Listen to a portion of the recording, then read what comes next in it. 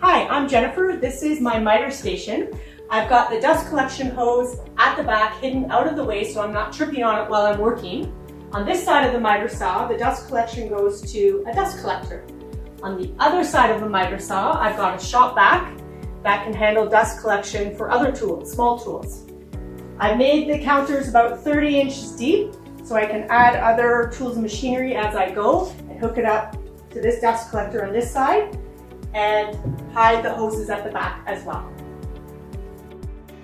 I used 2x4 lumber to frame the cabinets with the Kreg pocket hole jig. I left 6 inches of space at the wall side to easily slide in a 4-inch or 5-inch diameter hose. I also left over 4 inches of space under the cabinet side rails to easily slide in a 4-inch hose. I installed carriage bolts to level the cabinets, which added additional clearance under the side rails. This is the Kreg pocket hole jig I used.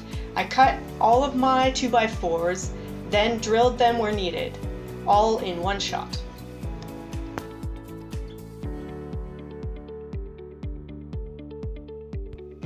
I marked where the lumber needs to connect.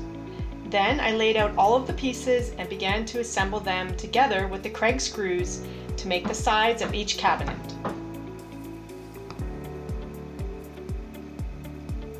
I made 4 cabinets, each 48 inches wide by 30 inches deep. I also added in additional dividers for future drawers and pullouts and installed them. You can do yours later if you like, you don't have to do it yet.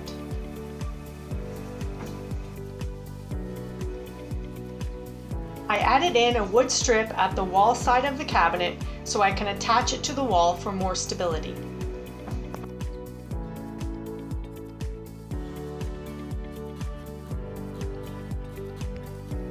I flipped over each cabinet to install the T-nuts and carriage bolts on the bottom of each leg.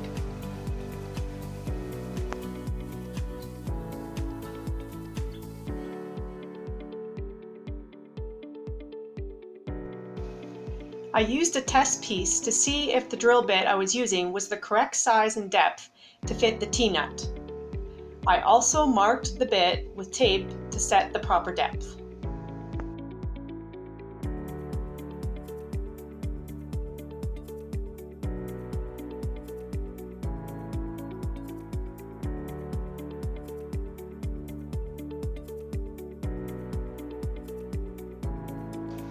There were a lot of carriage bolts to install, so I decided to sit down and get comfortable while I assembled the carriage bolt and hex nuts. I then added the 3/4 inch plywood countertop to each cabinet separately. Now I needed to make the miter saw support out of 4 pieces of 2x4 and 1 piece of plywood.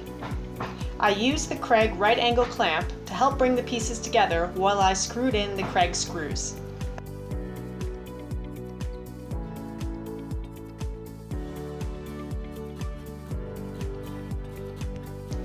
Time to slide in the miter saw support stand.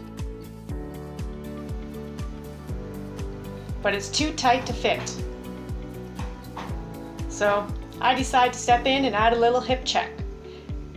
And then I give it a try again. I clamped 2x4 cutoffs at the correct height for temporary support before screwing the saw stand to the cabinets. Then I hip checked the other end to close the gap.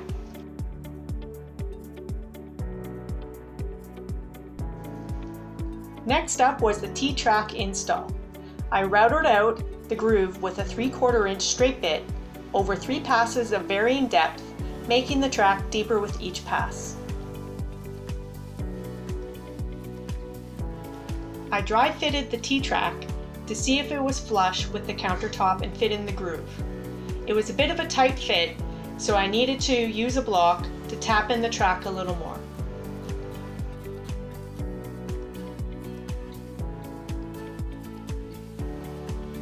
I decided to use weld bond glue that adheres to metals to glue the T-track in place and then weight it down with lumber to dry for 24 hours.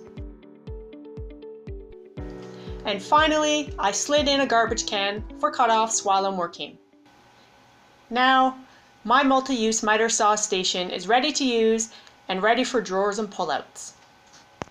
Thanks for watching, and if you liked the video, please subscribe to my channel, Build with Jennifer.